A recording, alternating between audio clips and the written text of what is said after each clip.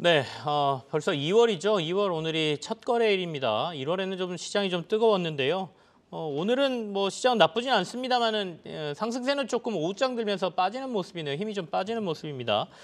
전체적으로 환율 시장도 보고 시장도 한번 점검해 보겠습니다. GFM 투자연구소의 이진우 소장과 함께하겠습니다. 어서 오십시오. 네, 안녕하세요. 오늘 시장에 힘이 좀 빠지고 있는데 시장에서 저희가 체크해 볼 것들도 좀 점검해 주시죠. 예, 뭐 지수라 뭐 시장 흐름은 네. 이제 뭐 이제 하루 앞으로 다가온 하루라기보다는 이제 뭐 밤에 나오죠. 예, 이제 밤에 FOMC 나오니까 회의. 그거 이후에 이제 시장 이제 대응하는 거 보고 가야겠죠.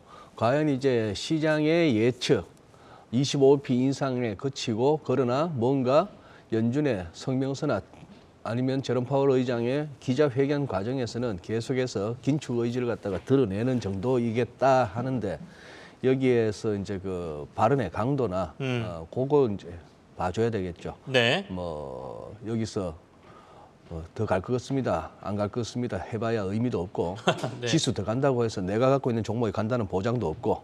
예. 오늘 지금 AI 관련주는 어떻습니까? 제일 궁금합니다. AI 관련주요? 예. 오늘 전체적으로 저도 AI 관련주들 딱히 보지는 않았습니다만은 네. 테마에 따라서 좀 움직이고 있는 것 같은데요. 안에서 아마 PD님이 저한테 알려주실 것 같은데 예. 보고 제가 말씀을 드리죠. 예. 네. 그렇구나. 그래도 오늘 뭐 또 AI 교과서 얘기도 나오고 하니까 아직까지는 또 살아 있는가 봅니다. 네. 예. 빠지는 것들은 또 빠지네요. 빠지고. 급하게 오른 종목들은 오늘 좀 조정을 받고 있습니다. 네. 야, 그러니 저 한 3,000개 종목 가운데 진짜 어느 쪽이 승은을 입을지 진짜 모르겠습니다. 네. 오히려 차라리 오늘은 2월 첫날 우리는 뭐 바로 첫날이면 그 전에 한 달 수출입 통계가 바로 나오는 대단히 빠른 날이지 않습니까? 네. 다들 뭐 들으셨겠지만 조금은 쇼킹해서 한번 살펴볼까 합니다. 지금 보시죠. 수출이 전년비 16.6% 줄었습니다. 자, 수입은 2.6% 주는데 그쳤죠. 그런 상황에서 무역 수지가 한 달에 지금 지난달에 거의 127억 달러입니다. 이 월간 규모로 역대 최대입니다. 네. 자, 이런 상황인데 반도체는 44.5%나 줄었다. 대중국 수출도 31.4% 줄었다. 이런 상황이죠. 이거 한번 보시죠.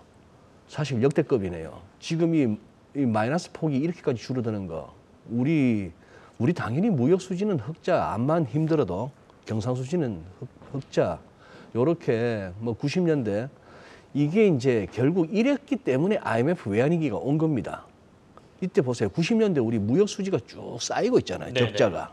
그러다가 이제 97년 IMF도 오고 외환위기도 오고 했습니다만 요때는 또 금융위기 때였고요. 그런 상황이라서 어쨌거나 위기 상황이면은 우리 무역 수지는 이런 식의 흐름을 보인다는 것을 볼 수 있고 최근 5년 동안에는 무역 수지 적자 폭이 갈수록 커진다는 것이 좀 그거 합니다. 자, 예. 그리고 요거 보시죠. 반도체, 디스플레이 요런 쪽이 그거 하고 그나마 1년 전 대비 좀 늘어난 데가 자동차, 석유 제품, 무선 통신, 선박, 뭐 2차 전지 이런 차입니다만 2차 전지는 아직까지 수출액 규모 자체는 8억 달러에 불과하네요. 자, 그리고 또 반도체 부분 보니까 이렇습니다. 메모리 반도체도 그렇고 시스템 반도체도 그렇고 시스템 쪽은 더 심각한데 네. D램 고정가를 보니까 이러네요. 작년에 이맘때 3.4불 정도 하던 게 어제 특히 삼성이 감산 안 한다 소리 나오니까 2불 아래로까지 훅 더 떨어졌지 않습니까? 1.81. 이게 얼추 한 47% 정도 떨어졌는데 어제 떨어져 47%니까 이게 결국 제가 봐서는 1년 동안에 반도체 D램 가격 떨어진 만큼 수출액이 줄었다 이렇게 보이는 게 맞는 것 같습니다. 똑같은 수량을 팔아도 그렇죠. 금액으로 보면 그만큼 떨어지는 거죠. 가격이 떨어졌으니까. 물량 소위 말하는 Q에서는 문제가 없었는데 P가 떨어지는 네. 그런 상황이었던 것 같습니다. 그리고 저 대중국 그리고 아세안 요 수출의 규모를 보시더라도 이 아세안 쪽의 비중이 상당하죠. 거의 뭐 미국보다도 더 큰, 유럽보다도 훨씬 큰, 일본은 뭐 별로 얼마 안 되는 이런 상황에서 이제 주요 수출 시장에 이런 쪽에 네. 크다, 감소폭이 크다 하는 부분이죠. 그러면은 이런 식으로 나오면 환율은 확 뛰어야 되는데 잘 뛰지는 않죠. 네. 저런 식의 그러면 이론적으로 저걸 갖다가 만약 무슨 이렇게 딜러들 트레이닝 할 때 FX 부스 게임도 하고 합니다만 뻔하거든요. 방방에 앉아가지고 팀을 이루면서 게임을 하는데 모니터에 저런 뉴스가 떴다. 뭐 역대급의 월간 무역수지 적자가 떴다 하면은 게임이다 보니까 거기서는 처음부터 달러 매수로 달러 들고 하니까 환율이 급등을 하고 합니다만 현실에서는 그렇지 않다는 얘기죠. 네. 그러면 또 우리 하는 얘기는 그거 다 반영하고 있다. 뭐 이런 식의 글쎄요. 반영이 아니고 그러면 이때 벌써 반영했나요?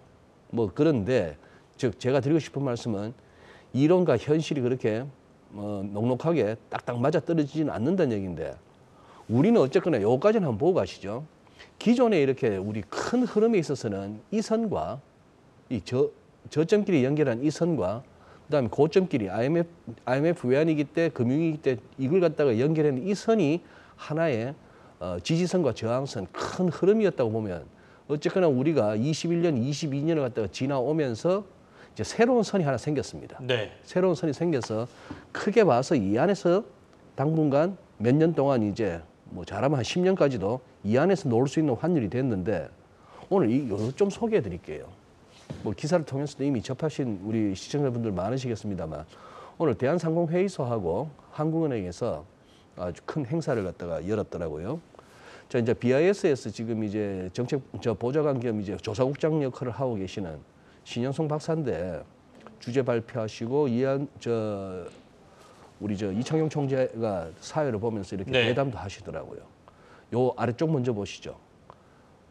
이제 핵심은 환율이 우리가 오르면 즉 원화가 약해지면 수출에 좋다. 이게 우리가 거의 무슨 과거에 뭐 규칙처럼 생각했었죠. 예, 그렇죠. 네. 기본처럼 배웠는데 신 박사께서는 실정적으로 해보니까 그렇지가 않더라는 얘기를 하는 겁니다. 네. 제일 큰 이유는 자 제조업에서는 공급망과 중간재가 큰 역할을 하고 이걸 운영하려면 운전 자본이 필요한데 이게 꼭 원화가 아니란 얘기죠. 네. 그래서 이제 무역금융을 통해서 달러를 조달하고 하는데 그게 비중이 한 35 내지 50% 많으면 절반까지 되는데 이 운전 자본이 이 무역금이 큰 역할을 하고 그 얘기는 원화만의 문제가 아니다. 달러를 빌려서도 하기도 하고 투자를 하면 있어서 그런데 이 달러와 강세는 기업들의 달러 자금 조달 여건을 악화시켜서 생산 활동을 위축시키고 거시고 수출을 감소시키게 된다. 그리고 과거에 보니 달러와 강세는 순수출이 개선되기보다는 이 금융 경로가 오히려 더 악영향을 미치면서 수출 감소로 이어지더라 하는 얘기입니다. 그런 얘기를 하고 그러면은 좋다. 역으로 환율이 그러면 떨어지면은 그러면 우리 수출 좋아지겠나 했을 때 달러와 가치 하락이 수출 개선으로 이어질지 여부는 좀 모니터링이 필요하답니다. 이 말씀에 제가 한번 부연 설명을 곁들이자면 네. 수출 개선되면은 달러와 가치는 바깥의 달러와 가치는 어떤지 몰라도 서울에서는 환율 떨어질 거예요. 안 그렇겠습니까? 수출해서 달러 많이 들어오면은 그렇죠. 예, 그걸 달러 구하기가 쉬워지니까요. 환전하다 값어치는 보면은 떨어지는 이제 거죠. 예, 네. 달러 매도가 많아지고 해서 그런 식이죠. 어느 쪽이 이제 원인이고 어느 쪽이 결과냐 이런 식으로 볼 수 있겠으나 그리고 이제 달러 환율 기본적인 달러 강세가 끝났느냐 하는 이런 어떤 주제를 갖고 토론하는 가운데는 인플레이션이 정점을 찍고 안정되면은 뭐 추가 긴축 안 해도 되니까 그래서 작년 같은 그런 달러 강세는 없을 것 같다 이런 얘기입니다. 네네. 다만 여기서 또 하나 토를 달자면은 만약입니다. 지금 요새 뭐 스페인, 뭐 영국 할 것 없이 지금 미국에 유럽에서 이 유럽에서 각국들 CPI 발표들이 막 나오는데 이게 잘 안 빠지거든요. 잘 안 빠지고 유럽이 특히 다시 튀는 모습을 네. 보이고 있고 그리고 이제 이 유가를 비롯해서 뭐 굴이나 이런 등등을 해서 농산물까지 원자재 시장에서 원자재 가격이 이렇게 안정이 안 된다면은 인플레이션은 또 얘기가 달라지고 이건 또 예를 들어서 전월비 같은 수치에 바로바로 또 영향을 줄 수도 있고 하는데 여기서 우리가 주목할 것은 만약이라는 가정하에 하는 얘기입니다. 이제 그런 상황이고 그래서 지금 이제 무역 수지 흐름을 본다거나 또 뭐 뉴스를 보다 보면은 뭐죠? 뭐 전국적으로 분양률이 아파트 분양률이 20%가 되네 안 되네 이런 네. 소리까지 나오고 이런 가운데에서 우리가 이제 뭐 아직까지 돈은 많은데 그 돈이 갈 곳이 금융자산시장밖에 없어서 증시는 그래도 연준이 조금만 톤을 낮춰주면 갈 수 있나 마나 이걸 두고 고민하는 뭐 좀 네. 약간 현실과 괴리된 금융시장 이렇게 볼 수 있겠습니다. 알겠습니다. 자, 일단은 시장은 오늘 밤에 FMC 미국에서 어떤 얘기가 네. 나오느냐에 따라서 방향성은 갈 예. 거니까 오늘은 시장보다는 그 원화와 달러와의 관계 이쪽을 좀 자세히 얘기하셨습니다. 그렇다 보니까 이제 결국에는 지금의 상황에서 원화가 또 약해지는 상황이 얼마나 나올 수 있을까 또는 달러 강세가 얼마나 나올 수 있을까에 대해서 전망을 좀 했는데요. 최 의원 그냥 30초만 주시면은 여기서 지금 시간이 마무리돼서 시간이 없어요. 네, 마무리 지어야 되겠습니다. 시장은 좀 빠지고 있고요. 네. JFM 투자연구소 이진우 소장관 여기서 마무리하겠습니다. 네. 다음에 좀 더 얘기하시죠. 그러시죠. 고맙습니다. 알겠습니다. 네.